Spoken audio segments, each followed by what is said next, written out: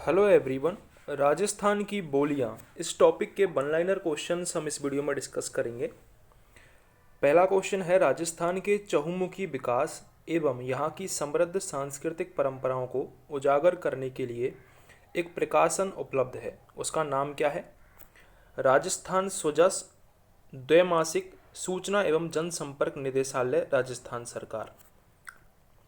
राजस्थान की बोलियों का वैज्ञानिक अध्ययन करने वाला पहला विद्वान कौन था? इंपॉर्टेंट क्वेश्चन है, पूछा गया क्वेश्चन है। तो G.A. Grierson, George Abraham Grierson, ये प्रथम व्यक्ति थे जिन्होंने राजस्थान की बोलियों के बारे में बताया था। राजस्थानी भाषा का उत्पत्ति काल कब माना जाता है? 12वीं शताब्दी को राजस्थानी भाषा का उत्पत्ति काल माना जाता है। अब जो क्वेश्चन है ये बहुत इंपॉर्टेंट है, इंपॉर्टेंट लगा लो, इस पर रट लो। पश्चिमी सवाई माधोपुर और दक्षिण पूर्वी टोंक में बोले जाने वाली बोली कौन सी है? तो दक्षिण पूर्वी टोंक और पश्चिमी सवाई माधोपुर में जो बोली बोली जाती है वो है नागर चोल। अभी जो नागर चोल बोली है ये किसकी उपबोली है, ये क्वेश्चन भी पूछा जाता है। तो ये ढूंढाड़ी की उपबोली है। ढूंढाड़ी क्षेत्र आता है जयपुर टोंक, ये जो क्षेत्र है ढूंढाड़ी होता है सवाई माधोपुर वाला, और ढूंढाड़ी की ही उपबोली है नागर चोल। कहाँ बोली जाती है ये? पश्चिमी सवाई माधोपुर और दक्षिणी पूर्वी टोंक में। राजस्थान की मरु भाषा कौन सी है? सभी को पता होगा, मारवाड़ी भाषा। पश्चिमी हिंदी एवं राजस्थानी के बीच समन्वय का कार्य कौन करती है? तो मेवाती बोली। अब मेवाती बोली 4 जिलों में बोली जाती है। कौन कौन से जिले हैं वो? 2 जिले तो आपको पता ही होगा, अलवर और भरतपुर। यहाँ पर मेवात क्षेत्र है इसलिए यहाँ पर मेवाती बोली जाती है। इसके अलावा अलवर भरतपुर के अलावा एक तो है धौलपुर जिला, एक है करौली जिला। ठीक है, तो ये 4 जिले हैं जिनमें मेवाती बोली बोली जाती है। जयपुर दौसा टोंक, इसमें कौन सी बोली बोली जाती है? तो मैंने अभी आपको बताया था, ढूंढाड़ क्षेत्र बोला जाता है इसको, जयपुर दौसा टोंक को, और ढूंढाड़ी बोली यहाँ पर बोली जाती है। ढूंढाड़ी की ही उपबोलियाँ हैं कौन कौन सी? नागरचोल, राजावाटी, राजावाटी के अलावा तोरावाटी, चौरासी, ये सब क्या हैं? ढूंढाड़ी की ही उपबोली हैं। नाम आपको जरूर याद रखने हैं। राजस्थानी भाषा का आधुनिक काल कब से प्रारंभ माना जाता है? तो 1850 से राजस्थानी भाषा का आधुनिक काल माना जाता है। राजस्थानी भाषा का स्वर्ण युग 1650 से 1850 तक कहा जाता है। डॉक्टर जॉर्ज अब्राहम ग्रियर्सन प्रथम व्यक्ति थे। उन्होंने राजस्थानी भाषा की 4 उपशाखाएं बताई थी। पहला है पश्चिमी राजस्थानी। पश्चिमी राजस्थानी की मुख्य बोलियां हैं मारवाड़ी, मेवाड़ी, बागड़ी और शेखावटी। मध्य पूर्वी राजस्थान, जिसमें ढूंढाड़ी और हाड़ौती प्रमुख हैं। उत्तरी पूर्वी राजस्थान, इसमें मेवाती और अहीरवाटी बोली प्रसिद्ध है। ये जो अहीरवाटी है इसको ही राठी बोली भी कहा जाता है। और ये जो अहीरवाटी बोली है ये कोटपुतली नामक जगह है एक अलवर में, कोटपुतली अलवर, वहाँ पर बोली जाती है अहीरवाटी बोली। ठीक है, इम्पोर्टेंट है इसलिए मैंने बताई है ये। उत्तरी पूर्वी राजस्थान, मेवाती, अहीरवाटी, ये 2 बोलियां बोली जाती हैं। अहीरवाटी को ही राठी बोली भी कहते हैं और ये अलवर के कोटपुतली नामक जगह पर ज़्यादातर बोली जाती है। दक्षिणी पूर्वी अगर राजस्थान की बात की जाए तो निमाड़ी और रागड़ी, निमाड़ी और रागड़ी ये दोनों मालवी की ही उपबोलियाँ हैं। और ये जो मालवी है ये मालवा प्रदेश में बोली जाती है। और मालवा प्रदेश कहाँ पर है? मध्य प्रदेश में। तो मध्य प्रदेश के टच में ही जिले हैं कौन कौन से? झालावाड़, कोटा और प्रतापगढ़। झालावाड़, कोटा और प्रतापगढ़, तो इन 3 जिलों में ये ज़्यादा बोली जाती है मालवी बोली। अलवर में कौन सी बोली बोली जाती है? तो मैंने 4 जिले बताए थे जहाँ पर मेवाती बोली बोली जाती है, अलवर, भरतपुर, धौलपुर और करौली। तो उनमें से अलवर एक है इसलिए मेवाती करेक्ट आंसर होगा। बांसवाड़ा और डूंगरपुर में कौन सी बोली बोली जाती है? तो यहाँ पर बागड़ी बोली बोली जाती है, क्योंकि इसको बागड़ प्रदेश कहते हैं। माही नदी का मैदान, बागड़ प्रदेश इसको बोला जाता है। बांगड़ और बागड़ दोनों में कन्फ्यूज नहीं होना है।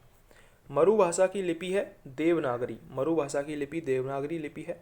अरबी फारसी शोध संस्थान, इंपॉर्टेंट क्वेश्चन है, कभी भी पूछा जा सकता है। अरबी फारसी शोध संस्थान टोंक में है। राजस्थानी भाषा में लिखित प्रथम ग्रंथ कौन सा है? तो कुबलय माला, ये राजस्थानी भाषा में लिखित प्रथम ग्रंथ है। राजस्थानी भाषा का उद्गम कैसे हुआ? अपभ्रंश से। खेराड़ी बोली किस क्षेत्र में प्रचलित है? इंपॉर्टेंट क्वेश्चन, इंपॉर्टेंट लगा लो। खेराड़ी बोली किस क्षेत्र में प्रसिद्ध है? टोंक भीलवाड़ा, टोंक और भीलवाड़ा, टोंक और भीलवाड़ा, यहाँ पर खेराड़ी बोली प्रसिद्ध है। अच्छा क्वेश्चन था, याद रखना है, जरूर पूछा जा सकता है। अगला क्वेश्चन है गौड़बाड़ी बोली। तो गौड़बाड़ कौन से प्रदेश को कहते हैं? लूनी नदी का जो प्रदेश है उसको गोंडवाड़ प्रदेश कहते हैं, जहाँ से लूनी नदी बहती है। और लूनी नदी कहाँ से बहती है? 6 जिलों से लूनी नदी बहती है, अजमेर से निकलती है ये। अजमेर, पाली, जोधपुर, नागौर, जालौर, बाड़मेर। तो जालौर का जो क्षेत्र है, जालौर बाड़मेर का, उसको गोंडवाड़ बोली यहाँ पर बोली जाती है।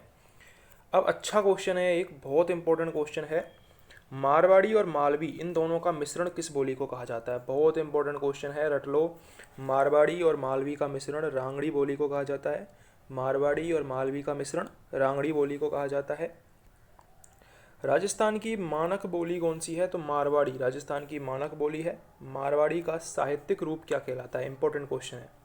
मारवाड़ी का जो साहित्यिक रूप है उसको डिंगल कहा जाता है। अगला क्वेश्चन है, थली बोली का प्रधान क्षेत्र कौन सा है? तो थली क्षेत्र किसको कहा जाता है? बाड़मेर वाले क्षेत्र को। थली बोली का जो प्रधान क्षेत्र है वो बाड़मेर जैसलमेर है। तोरावटी कहाँ बोली जाती है? तो मैंने आपको क्या बताया था कि तोरावटी ढूंढाड़ी की ही उपबोली है। और ढूंढाड़ क्षेत्र कौन सा है? जयपुर, दौसा, टोंक। तो दक्षिणी झुंझुनू, पूर्वी सीकर और उत्तरी जयपुर में तोरावटी बोली बोली जाती है।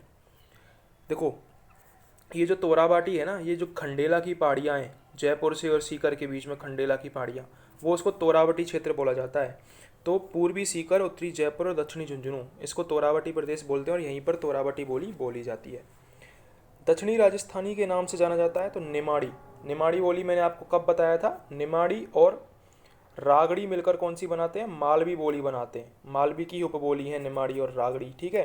अब मालवा प्रदेश का मैंने बताया था कि मध्य प्रदेश में है और 3 जिले हैं, झालावाड़, कोटा और प्रतापगढ़। अब ये कहाँ पड़ते हैं? दक्षिण में पड़ते हैं, राजस्थान में नीचे पड़ते हैं, ठीक है, दक्षिण में।